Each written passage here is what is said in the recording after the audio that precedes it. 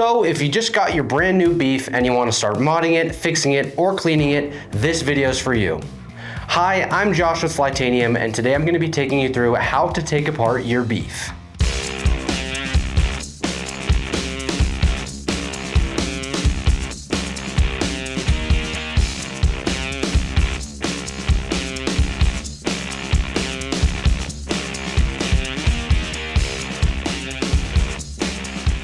To get started, the necessary tools are one T8 driver. Some optional additional tools are a second T8 driver and a blow dryer or a heat gun. The heat gun or hair dryer is used to free up some of those stubborn screws because our knives do come assembled with thread locker. Thread locker is basically screw glue that helps to keep your knife from falling apart as you use it. All right, the first step to taking apart your beef is to put your knife pivot screw side up on your table.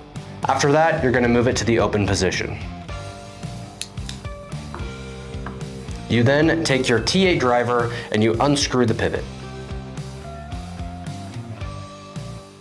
We've found that disassembling the pivot first helps you with the disassembly process later on. If you're having trouble, we recommend using a blow dryer or a heat gun to loosen up the thread locker, or make sure that your T8 driver is not dull and that it's sharp and brand new. And sometimes even using a more ergonomic handle will be beneficial as well.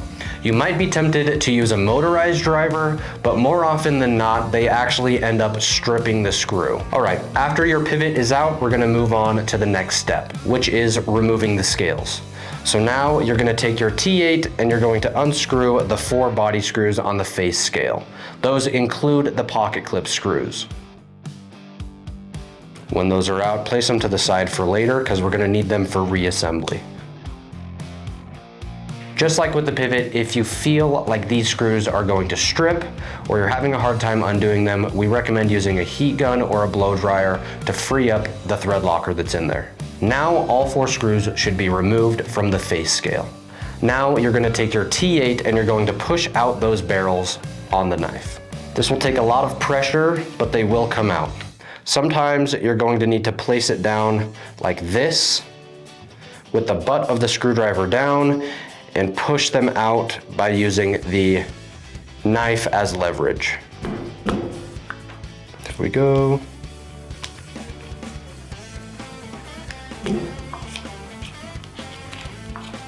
Now you can move on to the pivot. It's the same story, but this time you're gonna pull back on the crossbar and push the pivot out at the same time.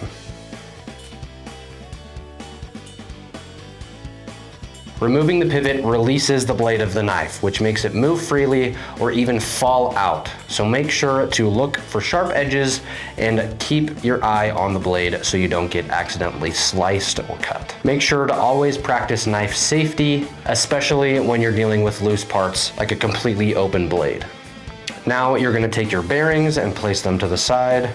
Now you're gonna put the knife to the side as well so you don't accidentally cut yourself. All right, with all those screws removed and the blade removed, we can pop off the face scale and place that to the side. If it ends up getting stuck, you can pry your finger underneath and pop it off, but that is very rare. Your backspacer should also fall free at this point, so place that to the side for later. You should now see your knife insides now. The liner, the lock, and the spring that holds the lock together. The next step is to take apart the crossbar. Taking apart the crossbar is fairly straightforward, but there's a couple things to keep in mind. In order to remove the liners, you need to take off the spring holding everything together. You're just gonna pop the spring out of this hole in the liners. You can then pull your liners out of the back scale and place that to the side as well. You're gonna flip it over and do the exact same step on the other side with this spring. Once those springs are out, you can slide the lock back and pull the lock and springs through the liners. And place that to the side for later. And now your full knife is apart. Once the lock and the spring and the liners are apart, you're going to see this little stop pin that was in this hole here. You're gonna take that out and place it to the side for later. You can now clean your knife here.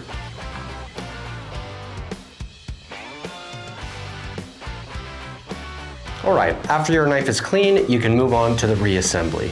The first step to putting your beef back together is to take your crossbar and slide it into one of the liners. My springs ended up falling off of my lock, so you're gonna take that and the little loop that's on the end, you're going to loop it around the crossbar again.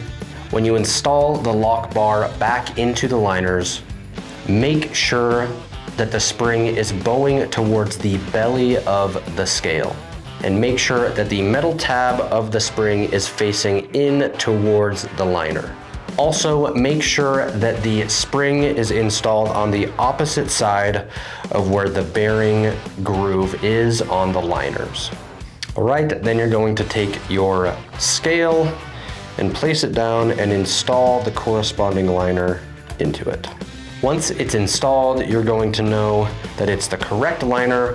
When it's inside of the handle, you'll still see the bearing groove inside the liner. Now we have a good starting place to reinstall the pivot and the lock. So you're gonna take your pivot and you're gonna slide it through. The pivot is keyed, so make sure that the flat part of the pivot is lining up with the flat part with the liners. And now you're going to add the bearing over the pivot. Now you're going to take the stop pin from earlier and reinstall it in the hole in the corner of the liner right next to the lock and the pivot. Now you will reinstall the blade. You'll need to pull back on the lock at the same time as you slide the blade into place.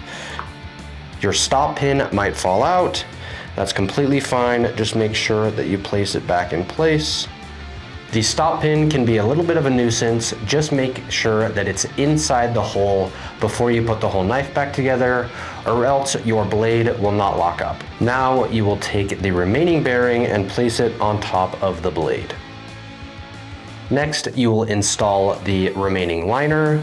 Make sure that the bearing groove is facing down towards the blade, and you're gonna slide it over, slide the large hole for the lock over the lock, and have it perpendicular to the other liner, and then you can slide it over like that.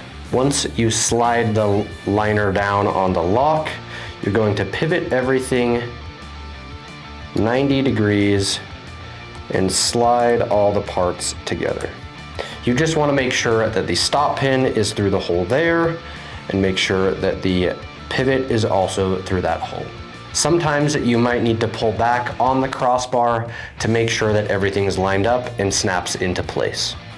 Again, if your stop pin falls out, just make sure to place it right back in that hole, just so that your blade will be able to lock up properly when you are done with the assembly. Next, you take the spring and you place it back over the middle part of the crossbar again and slide it over into the groove that it was before. It can be a little tricky. I like to use the back of my fingernail just to place everything back into place. The next step is to install the back spacer.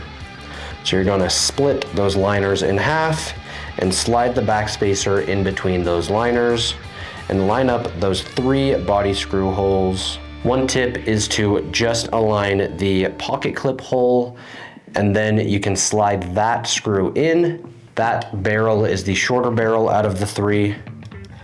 These are also keyed, so make sure that the flat part of the liner is also aligned to the flat part of the barrel.